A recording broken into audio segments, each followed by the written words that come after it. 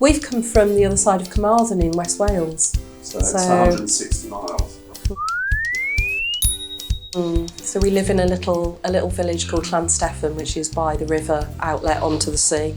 So he's very much a country cat, and not at all used to an urban place like Swindon, and apparently he was found on a building site, so we can only hope that perhaps the people on the building site were looking after him a little bit. And there's always a doubt, and then we get here and it's like, no, that's bloody Harry. We last saw him on New Year's Day, end of December. So we just noticed he'd not come back on New Year's Day, and then we just looked for him for a few days.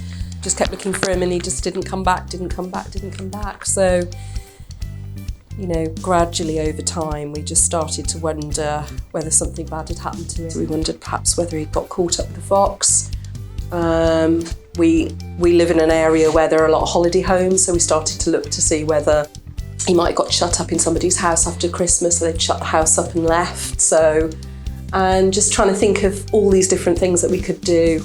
We didn't give up, but, you know, we were just being realistic, really, that these things happen with cats, and perhaps he was gone. We were shocked and delighted and completely bemused as to how he managed to end up in Swindon.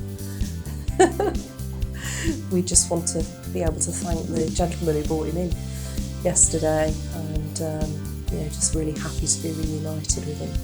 And I think the other animals at home will be delighted to see him as well, particularly Nim, who is, you know, they're very affectionate with one another.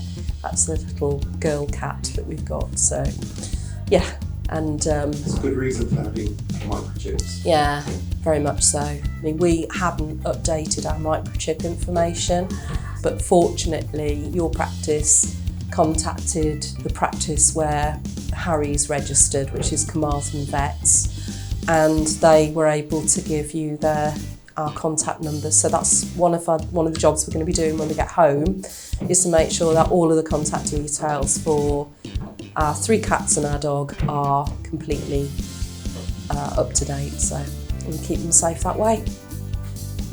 The last thing we wanted to say was thank you to this vet practice. You've done a wonderful job in looking after him for the short time that he's been with you, and thank you for making contact with us and reuniting us with Harry.